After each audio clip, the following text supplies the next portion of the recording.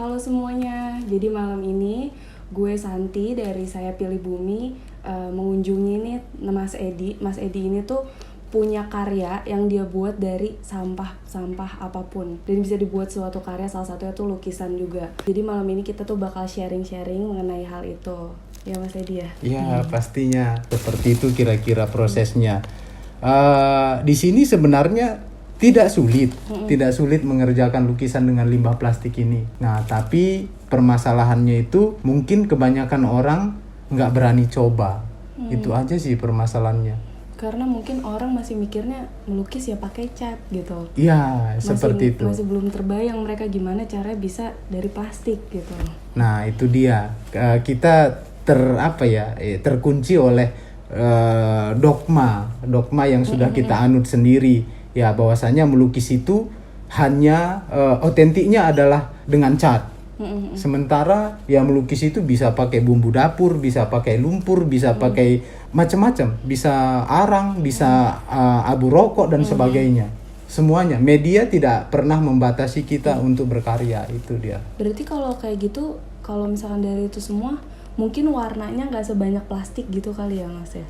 Masing-masing media itu punya karakter sendiri-sendiri. Jadi kita harus pahami dulu karakter.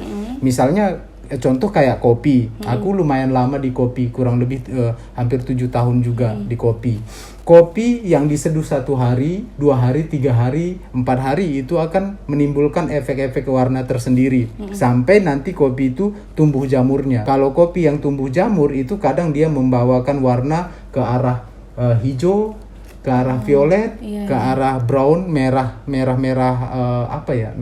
tua kayak gitu. Sama seperti plastik ini. Kenapa saya memilih kantong kresek? Ya, karena kantong kresek itu bisa digradasi. Kalau misalnya bungkus kopi, bungkus deterjen, itu kan dia mengandung melamin. Nah, dia tebal. Itu nggak bisa kita gradasi gitu. Nah, makanya saya pilih kantong kresek gitu. Bukan berarti saya nggak memanfaatkan limbah yang lain ya untuk berkarya, tapi mungkin kayak kantong bungkus-bungkus kopi itu ya kita bisa jadikan hal yang beda lagi. Misalnya buat pelapon rumah. Ya, seperti Jadi itu. Jadi nggak melulu lukisan aja gitu. Iya. Salurkan ke hal lain ya Mas ya? Harus. Nah, kalau misalkan Mas Edi sendiri buat karya itu, misalkan lukisan nih contohnya, itu biasanya di balik lukisan ini ada ceritanya sendiri nggak sih Mas? Apakah ceritanya juga kadang menyinggung soal sampah karena Mas Edi sendiri membuatnya dari sampah, atau sesuai keinginan Mas Edi sendiri apapun itu? Ya, kalau untuk membuat lukisan itu kebetulan saya ada membuat artinya ada 2 versi. Ada 2 versi yang saya lakukan ketika saya melukis. Yang pertama itu membuat lukisan pesanan. Kalau lukisan pesanan itu tergantung maunya si pemesan, seperti itu.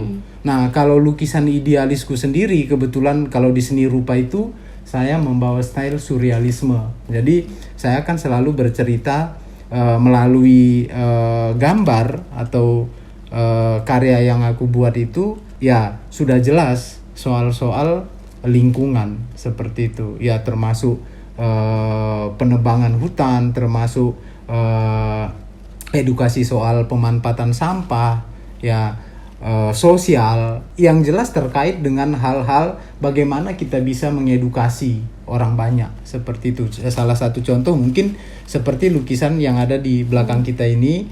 Nah, ini menceritakan tentang hutan ya, hancurnya hutan sebagai rumah hewan-hewan, sehingga hewan itu masuk ke pemukiman. Nah, artinya hutan tadi sudah berubah menjadi gedung-gedung yang tinggi.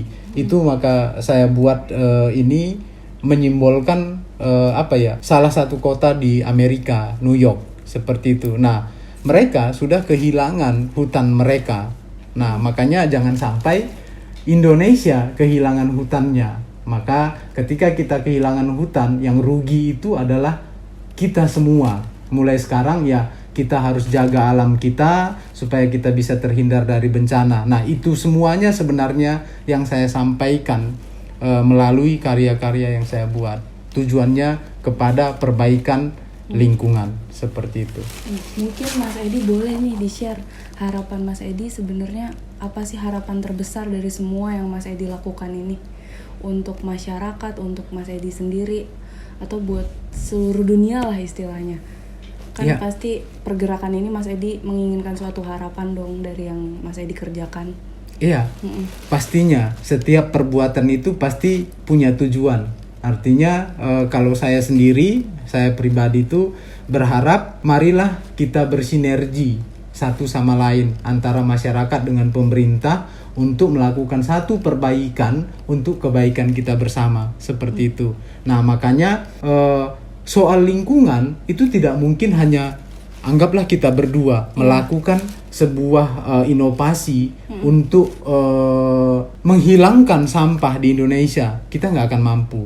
Nah jadi marilah kita bersatu seluruh masyarakat Indonesia untuk melakukan perbaikan, untuk menjaga alam kita, untuk saling mengingatkan, untuk mengedukasi satu sama lain supaya perbaikan demi perbaikan itu terjadi dan Indonesia bisa semakin maju dan semakin makmur ke depannya. Seperti itu kira-kira tujuan saya. Nah Mas, aku punya pertanyaan yang mungkin personal nih. Jadi menurut Mas Edi itu sukses dari pergerakan yang Mas Edi telah lakukan ini tuh apa sih gitu?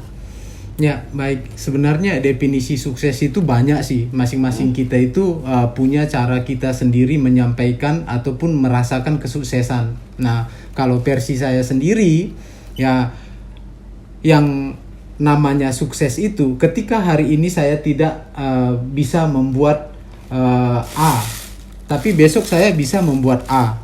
Itu buat saya adalah sebuah kesuksesan seperti itu. Nah, tapi sukses yang sebenarnya, sukses yang hakiki adalah ketika kita punya kemampuan, punya skill, punya ilmu. Nah, kita bisa membagikan ilmu yang kita punya kepada orang lain agar mereka juga punya skill dan ilmu dan mereka juga bisa mengembangkan ilmu tersebut dan membagikannya kepada orang banyak, sehingga ya manfaat dari ilmu-ilmu yang kita dapatkan tadi kita bisa bagikan kepada orang banyak dan mereka juga bisa mencapai kesuksesan dengan versi mereka masing-masing, seperti itu. Nah guys, jadi gimana nih kalian mau nyoba melakukan perubahan kecil dari sampah sekecil ini yang tidak ada harganya bisa jadi berharga banget. Bisa jadi mainan buat adik-adik kalian atau bisa jadi hadiah buat orang tersayang. Padahal kalau misalkan kita diemin sampah ini doang nih bakal jadi gak baik banget buat bumi, bakal ngerusak lingkungan. Gimana kalau enggak kita manfaatin aja, ya kan? Nah untuk podcast hari ini mungkin segitu dulu. Jangan lupa kalian share konten bermanfaat ini ke teman-teman kalian. Terus juga follow sosial media Mas Edi. Username Mas? Kalau sosial media saya semuanya Edi _art_studio, Edi Art Studio. Nah tuh guys, jangan lupa ya Edi Art Studio. Terus follow juga saya Pilih Bumi, like, comment, share. Pokoknya konten bermanfaat pasti akan menimbulkan perubahan yang besar. Oke, dadah guys. Yo, bye.